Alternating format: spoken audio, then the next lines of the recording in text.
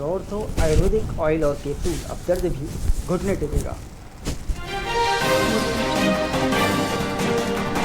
PM की कम उपयोग वाली सलाह पर भड़के दीपक बैस, बोले ये जख्मों पर नमक छिड़कना जैसा, जिम्मेदारी से भाग रही है सरकार।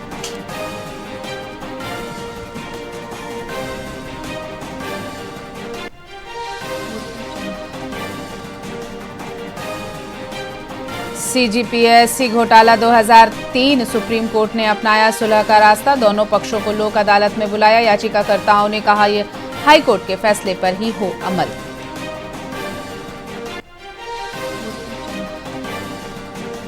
नीट यूजी 2026 रद्द, छत्तीसगढ़ के 45,000 छात्रों को बड़ा झटका, पेपर लीक के खिलाफ एनएसयूआई का हल्ला बोल, दोबारा देनी होगी परीक्षा।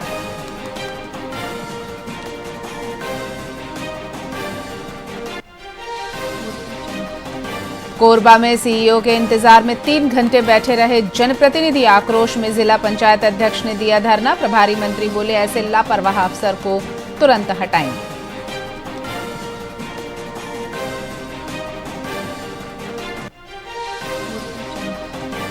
और रायपुर में कल आरसीबी और केकेआर के बीच भिड़ंत, बारिश का साया, स्टेडियम में 300 रुपए का पिज्जा और 150 की पानी की बोतल मिलने पर भड़के क्रिकेट फैंस।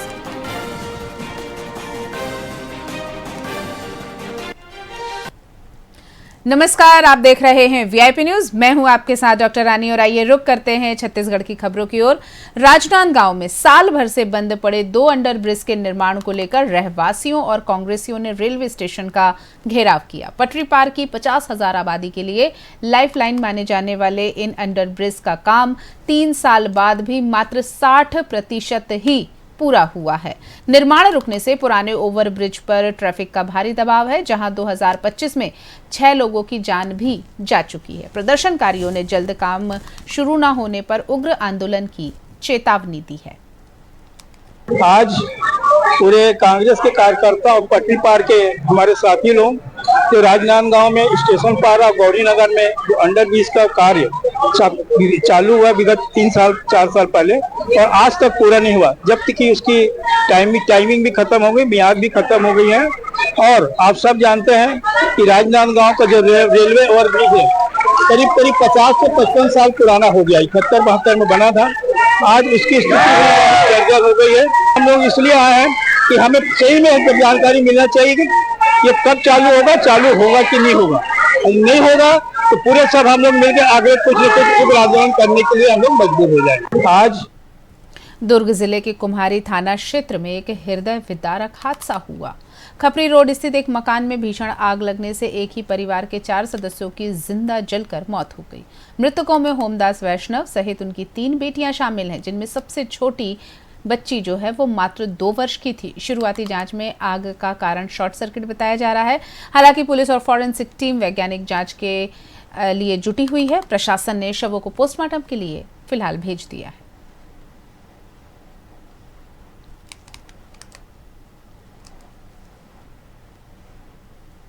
सरगुजा जिले के आदर्श ग्राम तकिया में आगामी 20 से 22 मई तक आयोजित होने वाली 3 दिवसीय उर्स की तैयारियों को लिए शांति समिति की बैठक संपन्न हुई। प्रशासन ने जायरीनों की सुविधा हेतु सुरक्षा, यातायात, पेयजल और बिजली व्यवस्था पर विस्तृत चर्चा की। हजारों की भीड़ को देखते हुए आयोजन स्थल पर विशेष पुलिस बल और मेडिकल टीमें तैनात की जाएंगी। अंजुमन कमेटी के सदर इरफान सिद्दीकी ने भाईचारे और आपसी समन्वय के साथ इस धार्मिक आयोजन को सफल बनाने की अपील की है। तकिया मजार शरीफ में हजरत बाबा मुरासा हजरत बाबा मोहम्मद सावली रहमतुल्लाह का हर साल मनाया जाता है। इस साल 20, 21, 22 मई को मनाया जाएगा, जिसके तहत 20 मई को संदलो चादर तोसी का प्रोग्राम है और उसी दिन शानदार ऑल इंडिया मुशायरा और कवि सम्मेलन का भी आयोजन है। और 2 दिन जो ऐसा परंपरागत उर्स में कव्वाली का आयोजन होता है। दुर्ग जिला अस्पताल में अटल आरोग्यम लैब की शुरुआत की गई, जिसे प्रदेश में स्वास्थ्य सेवाओं को मजबूत करने की दिशा में बड़ी पहल माना जा रहा है। मुख्यमंत्री विष्णुदेव साय ने सुकमा से इसकी शुरुआत की थी। इस लैब में 133 प्रकार के डायग्नोस्टिक टेस्ट निःशुल्क किए जा रहे हैं। रिपोर्ट व्हाट्सएप और एमएसएमएस SMS के जरिए सीधे मरीजों को भेजी जा रही है, जिससे दोबारा अस्पताल आने की जरूरत नहीं पड़ रही है। ये सुविधा मरीजों के लिए राहत बनी हुई है। ठीक है, इसके तहत तो जो HHL है, मतलब फॉर्मली हिंदुस्तान लिमिटेड है, इसके तहत सारे जो इन्वेस्टिगेशन है सारे जिले अस्पताल में HLL ने लिया है, सो टेंडर में लिया है। और इसके तहत एक छत्तीसगढ़ गवर्नमेंट के तहत मुहिम चलाई जा रही है कि जो भी पेशेंट लोग पहले कुछ जांचें नहीं होती थी, कुछ की रिजल्ट आने में देर होता था, या फिर कुछ जांचें पेंडिंग रह जाती थी और कुछ स्टाफ की भी कमी होती थी, उसको HLL लैब के द्वारा लैब को जब दिया गया है तो सारी कमियां दूर हो जाएगी। ठीक है।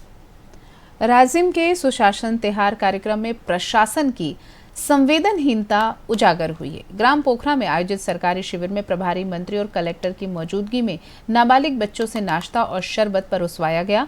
विडंबना ये रही कि बच्चों के गले में सुशासन तिहार का बैज डालकर उनसे मजदूरी कराई गई। बाल श्रम कानून की धज्जियां उड़ने पर जब अधिकारियों से सवाल किया गया तो वे जवाब देने के बजाय बचते हुए नजर आए। ये घटना सरकार के सुशासन के दावों पर गंभीर सवाल खड़े करती है।